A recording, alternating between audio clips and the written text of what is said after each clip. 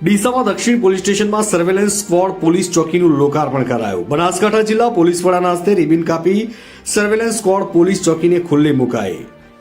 ડીસામાં દક્ષિણ પોલીસ સ્ટેશનના surveillance squad police ચોકીનું લોકાર્પણ કરાયું, જેમાં ડીસા દક્ષિણ પોલીસ દ્વારા તૈયાર કરવામાં આવેલ સર્વેલન્સ સ્ક્વોડ પોલીસ ચોકીનું બનાસકાંઠા જિલ્લા પોલીસ વડા અક્ષયરાજ મકવાણા પધારતા નાના બાળકોએ કંકુ તિલક સાથે મોઢું મીઠું કરાવી સ્વાગત કર્યું હતું।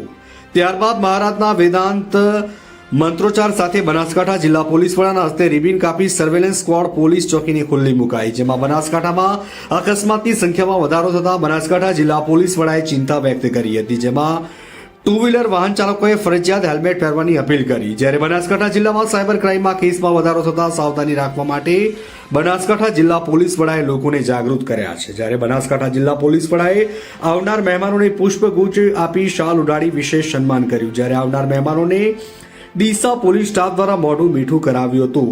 ડીસા દક્ષિણ પોલીસના પીઆઈ વીએમ ચૌધરીએ લોકોને સર્વેલન્સ સ્ક્વોડ પોલીસ ચોકી વિશે માર્ગદર્શન આપ્યું હતું।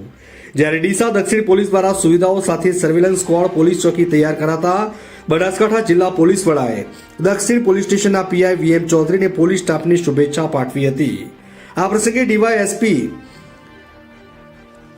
એસપીસીએલ સોલંકી, ડીસા ઉત્તર, ડીસા દક્ષિણ અને ડીસા તાલુકા પોલીસ સ્ટેશનના પીઆઈ, પોલીસ સ્ટાફ, આગેવાનો, અગ્રણીઓ લોકો મોટી સંખ્યામાં ઉપસ્થિત રહ્યા હતા। Bureau chief Hargovan Chauhan, Gujarat crime news, Banaskantha.